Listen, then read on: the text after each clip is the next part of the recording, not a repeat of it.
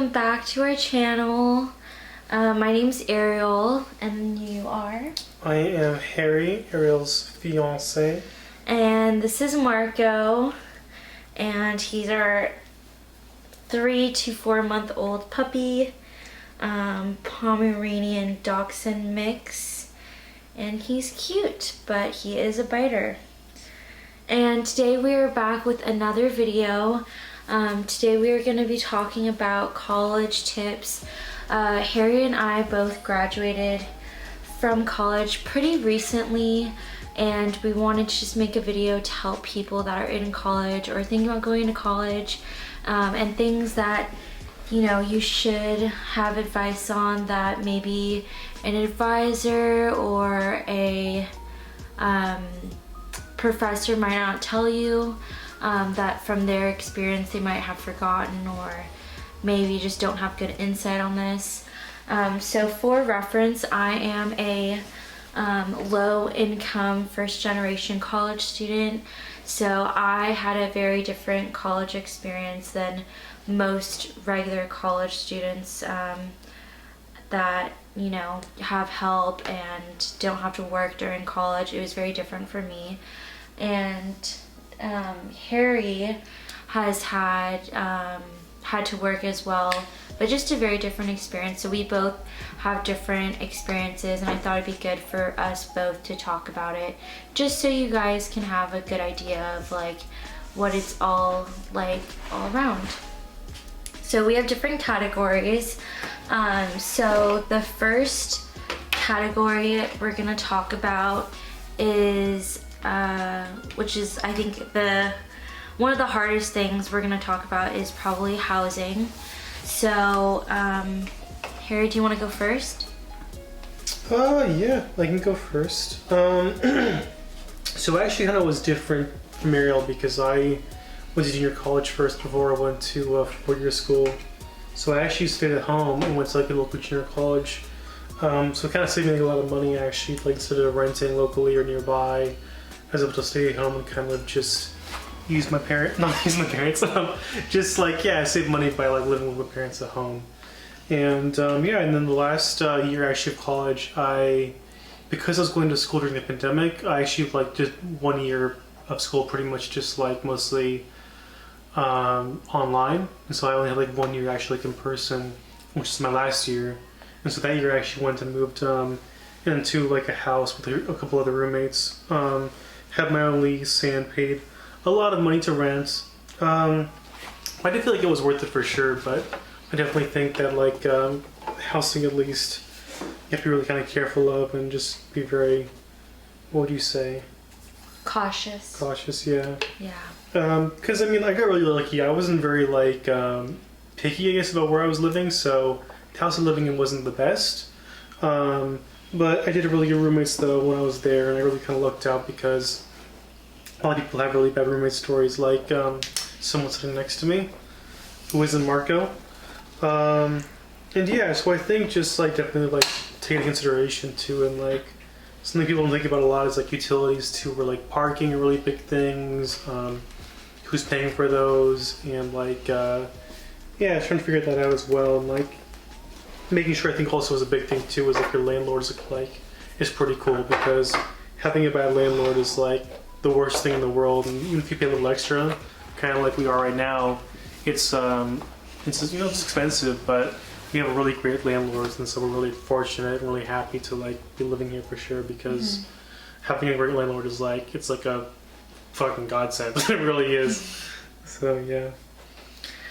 So from my experience, I actually lived, I was away from home about, a few hours or so.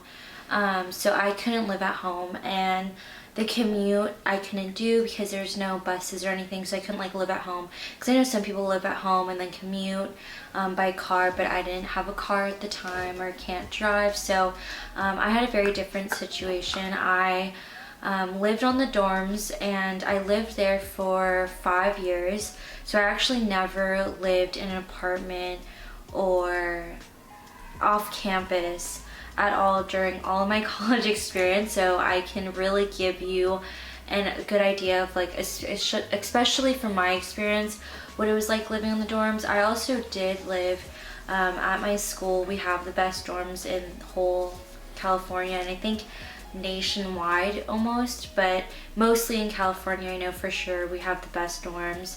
And I really lucked out with that because they do have dorms that look very like apartments and are like little houses, I guess, within themselves. So those were really nice. I had a lot of different roommates because unfortunately when I went to school I was having a lot of drama with especially the women that lived there, because which I also didn't like about our dorms too, is that they didn't mix genders. It was all just, if it was, you know, women, women, and then men, men, they did not intermingle whatsoever. And we didn't have floors as well, so you couldn't really meet opposite sex really easily. It was really hard. So that was one of the things I didn't really like that much. And it was hard because there was a lot of women that lived there that, you know, would want things a certain way, or would have basically like didn't like the other roommate that you were in the room, because there was at least like at some points the most you would have is 6 people in your dorm, and the least amount of people you would have is 4. So you can imagine there's going to be a lot of arguing and disagreements because, you know, this person hasn't been washing dishes, this person hasn't been cleaning the bathroom, or this person hasn't been taking out the trash, and it can just get really chaotic because everyone wants everything done a certain way. And even though you have a dorm agreement, a lot of people don't like listen to it, and it can get really frustrating. And so a lot of times I was in the middle, or I was being bullied because other people didn't like me, and so it was very hard. And you know, the school that I went to, they try to be good about it. Like they try to be like, if you don't get along with your roommates, you can move.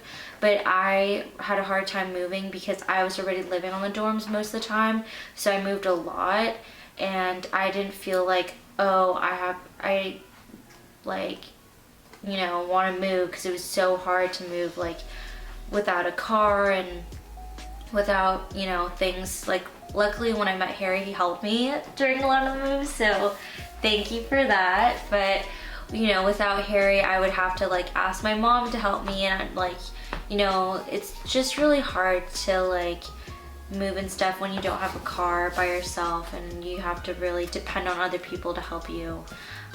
So yeah, I would say if you can, definitely try to live off campus, because I wish I heard a lot of people who moved off campus, especially with their friends, had a way better time, did not deal with as much drama. A lot of times too, where they would rent a house, and they actually could get like a backyard and have a bigger room and have a big kitchen, and it was just a lot better overall.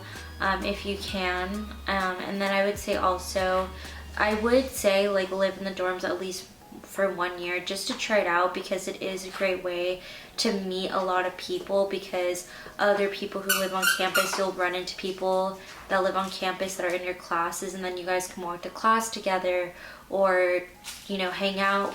I kind of disagree with Ariel right now though, because you have to really consider like look at the pricing that we think of like on-campus dorm living and also like off-campus living, because sometimes on-campus can be much more expensive.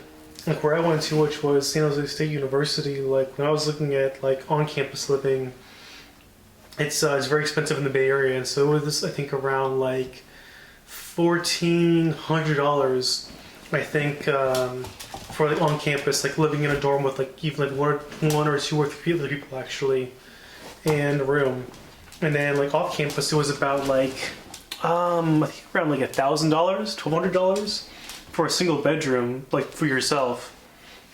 So it was very overpriced for, I think, like dorm living for sure, and it's very competitive as well because it's a big school. So definitely kind of look at your options for sure, I would say, and like see what you can do. Also, I think look at the resources you have as well. Like for me, like my school has something called like the Samey app, which is like a app you can download on your phone, which is like how you can like see the people, meet the people, and like share resources. Like, oh, I have like housing available, like a room for rent, or I have like books available, etc., etc., etc. And it was really kind of a good resource to actually find housing. That's how I found actually my place to live. So I was very fortunate for that. So yeah, I think just like take into consideration like what's going on, like ask people there, like alumni or other students, like, yeah, what's going on here, and like what can I do? Because definitely could have saved a lot more money and probably found better space if I had talked more and found more out. So yeah. Yeah, I agree. I think like look at all your options. Like for me, I did that because I had loans, and it worked really well with what we had, because I had like really, I went to Sonoma State, so our dorms were really beautiful, and it was just convenient for me because I didn't have a car. But if I did have a car, I would have definitely, you know, lived off campus if I could, because like I said, a lot of people said it was cheaper. They did get a bigger space. It was more beautiful because it was like a house that they could rent out too, so it's just like overall a lot cuter and stuff. And you get like a huge kitchen sometimes, which is nice, because I know at the dorms the kitchens were really small. So yeah, it just really depends. Like obviously if you don't have a car and like you don't have those resources right now, or like for Sonoma, there's not a good bus line as well, so that would have been really hard. Like if I went to school in San Francisco, I probably wouldn't live in the dorms at all, because like San Francisco has the best buses and bus lines and BART and all that. So it really just depends like where you're going and what you're doing. But like that's just like for our school and our situation what we did. But yeah, that was basically it. And then I think too, like if you don't get along with someone, even if it's in the dorms or not, like really communicate, because I think that was with roommates especially. A lot of roommates that I saw get into fights, or that I got into fights with other people, it was because we were holding on to grudges and like not communicating right away and not saying like what was frustrating us, and then we'd let it like add up until it like we couldn't take it anymore, and then we would kind of get into like a little fight or stuff like that. So I would say definitely communicate with your roommates, housemates right away when something happens or you don't like something, because it just makes the space not as awkward, and like you can kind of feel when people are upset at you or like kind of like mad at you and like they're not talking about it. So it just makes the living experience better. And like don't be afraid to like move out or leave that space, because at the end of the day, even if they kind of get like fucked over for you're leaving and they have to find someone else, like that's for your safety, your mental health, your everything. Like this, you don't have to stay there if it's not, you don't feel safe. Because I made that mistake where I stayed somewhere and I did not feel safe at all, and I really regret it and wish I had left a lot sooner. That's good. So yeah, I would say those are the main things. So the next thing we are going to be talking about is books and supplies. This one is very interesting because I've had a lot of different things I did over the years, but I'll let Harry go first again. Or do you want me to go first? No, you can go first. Yeah, so I think like whatever college you're in, usually you'll have to like, they'll probably have a list of books and stuff for you to buy. Like, you know, you have to buy like, you know, upper division, ... and so I guess like my idea, I think my thing was like when I used to like first started school, like when I was in junior college, I actually would like buy the books and rent the books like from the bookstore. But I kind of started like going to like Amazon, actually renting it there. But even then, still like the books can get really expensive. Like I even like rented a book, I think off like McGraw Hill, which you may or may not use, and it was still like I think like $70-$80 just to rent for like 3 months. And it's crazy because you can go to like these bookstores and find those same books, like the 8th edition, whatever it is, like a few editions past, and it's like $5, $10, $30, and like honestly, just like look around and then choose. You don't have to like do what I do, but look around and see what you can do. Like my resources were like, I used McGraw Hill. I tried like Amazon, like renting Amazon through Amazon. That works as well. It's a lot cheaper than like your bookstore for sure. And yeah, it's kind of a sad state because I feel like you want to support like your local like bookstore for your school, but like in general, like everyone I've been to, like every bookstore for like college is very overpriced, so it's just not worth it. Unless you can only get the book like at that bookstore, like don't do it. Look around, shop around, see what you can find. Yeah. What was the question again? Got so It was just sidetracked. books and supplies. Oh yeah.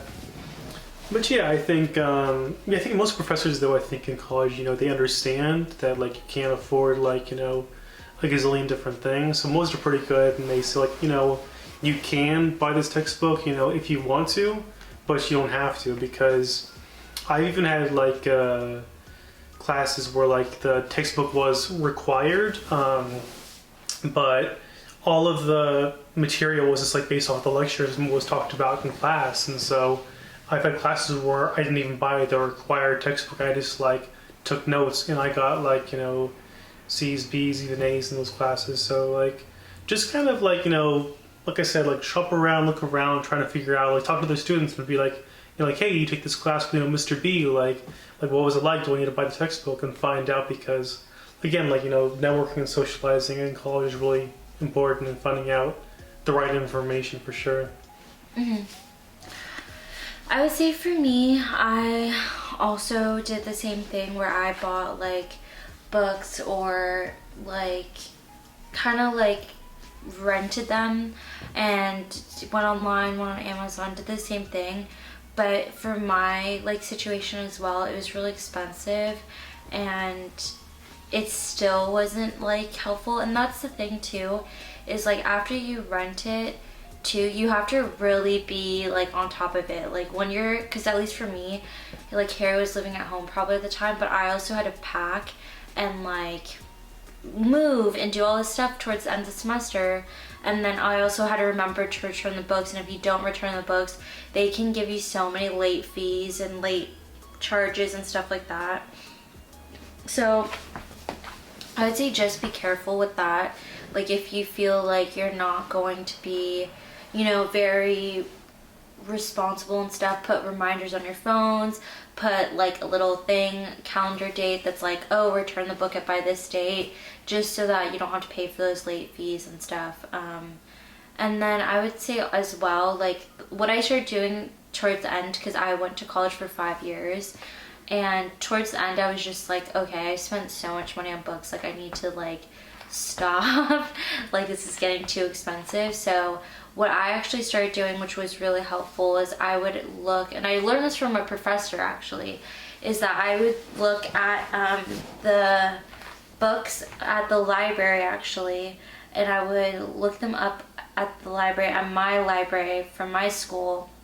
And because I went to a CSU, they connect all the CSUs in the library. So if you don't have a book at your CSU, you can actually ask to rent it from another CSU, and they'll send it to your CSU and you can pick it up. And I've done that before, and it's really, really, really helpful. And it's free. So that's like the big main point, is that it's free. You don't have to pay for it. You don't have to pay for them to ship it there. Like with Chegg and stuff, sometimes you have to pay to ship the books and stuff, which can get expensive.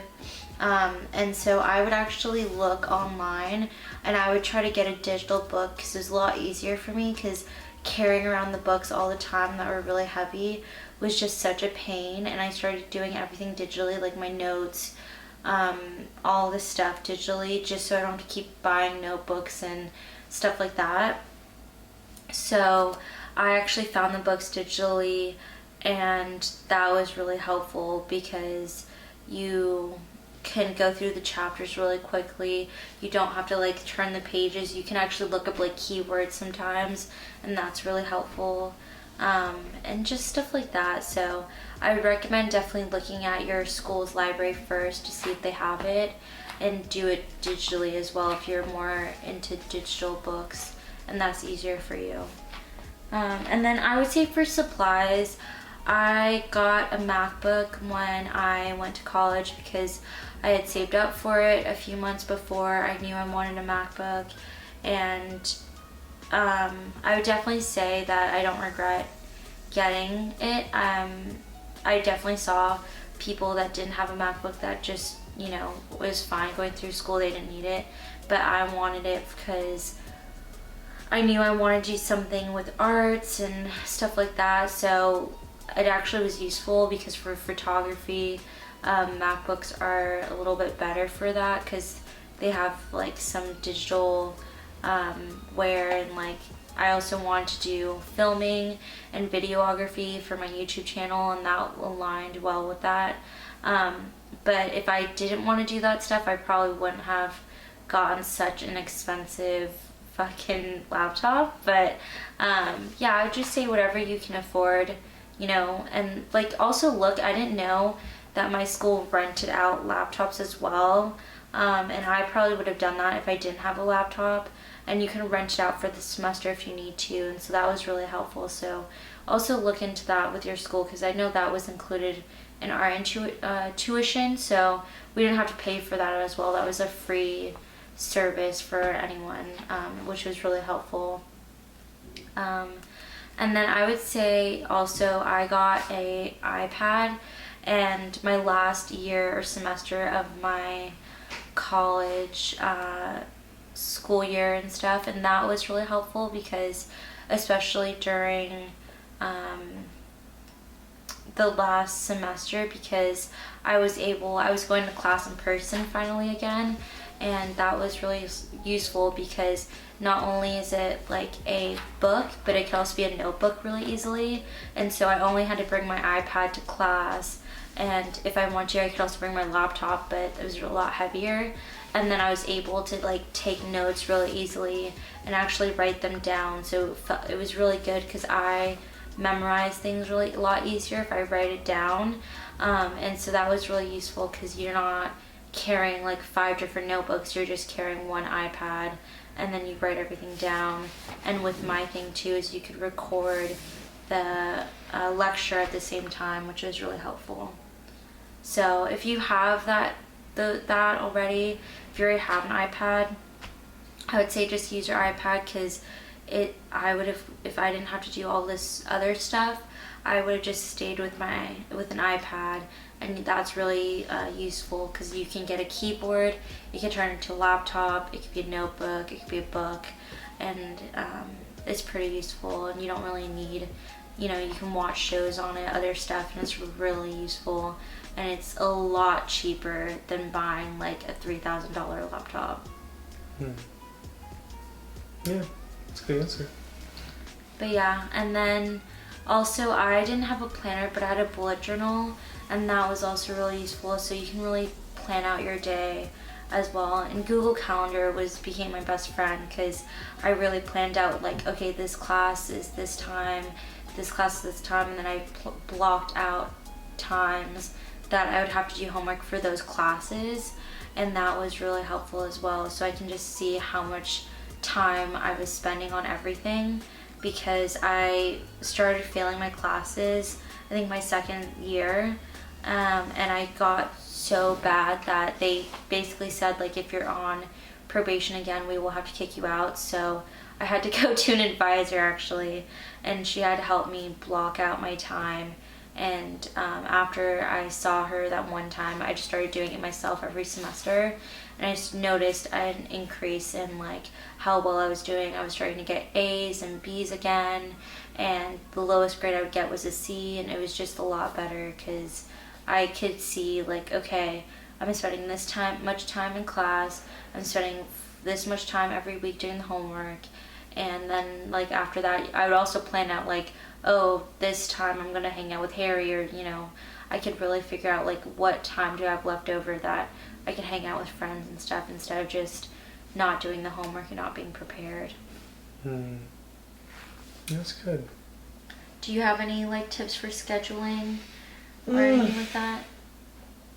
So I think for me at least, like I am very forgetful. So if I don't schedule myself, like and have like written down in some schedule or somewhere, I will forget about everything. So I have to like for sure write down for my own benefit for sure.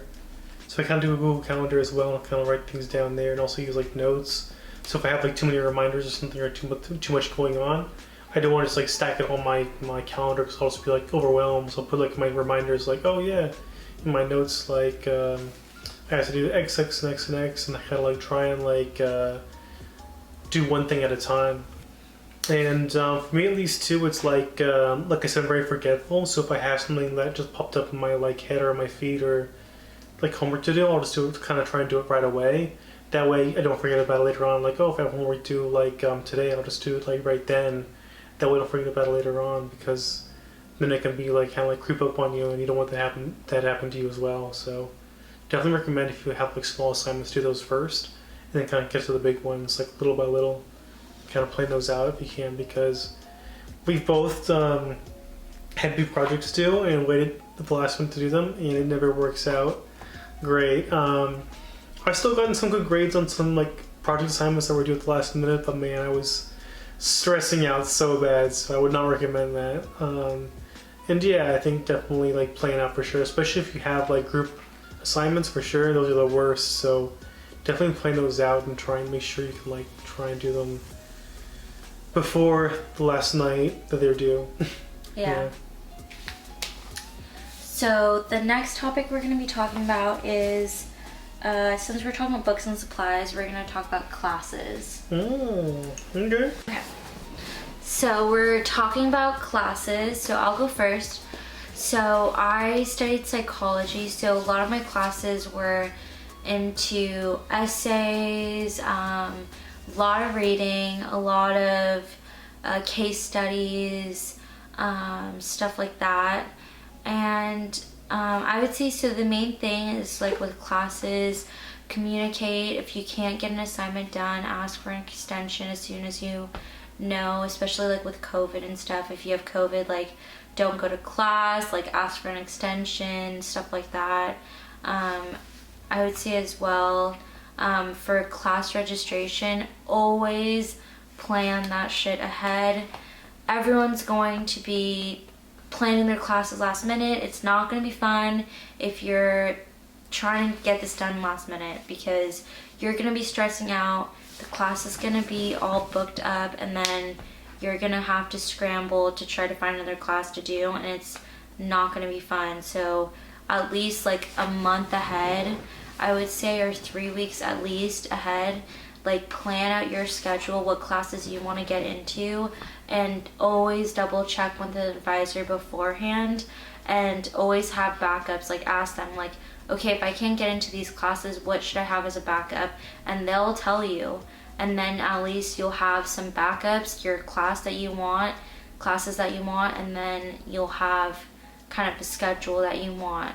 And we had this thing called Wolf Scheduler, which actually could help you look at your classes, and that was really helpful, because when I was struggling and stuff and I couldn't figure out, some people back in the day had to write down the schedule, each different schedule, write it down. But with that Wolf Scheduler, they would show you, like if you want Mondays and Fridays off because you work all day, you would say, I don't want class on Mondays and Wednesdays, and then they would, or Fridays, and they would show you classes that worked with that schedule. And that was so useful. And a lot of people at my school did not know about it, or didn't know how to use it. And that's really useful and really helpful. And then you don't have to, after a while, you'll get so used to scheduling your own classes yourself, you won't have to go to an advisor anymore. Like I would say, only go to an advisor if that class is booked up and you really can't get into any other classes that you need. Then I would go to an advisor. But yeah, that's what I would say. Yeah, I think all that is really good advice. I definitely think for sure if you're looking for classes, like kind of like Ariel kind of said, is like talk to an advisor for sure. Like at the very least, recommend talking to an advisor like twice a semester, like at the beginning, kind of near the end. That's kind of like a check-in at the end, so you can be like, okay, well, I'm doing well in these classes, or I'm not doing well in these classes. What can I do? What's like my best kind of step? Yeah, especially if you're like not doing well in a class, for sure. See an advisor and kind of talk about like your options pretty much, because they might decide say like, oh, just drop it right now and get a W, or drop it before you get a W, which means like a withdrawn on your record. So if you like, for instance, withdraw from a class, they'll actually have like a time period where you can withdraw and not get like a withdrawal like on your like permanent record per se. Or yeah, like you would, if you got an afterwards, F, you wouldn't get an F on your permanent GPA or record. You would withdraw from it, so that wouldn't even show if you got an F, basically. Yeah, I think for things like that especially, and usually you can plan on your own, kind of like how to do your own classes, which you probably should do.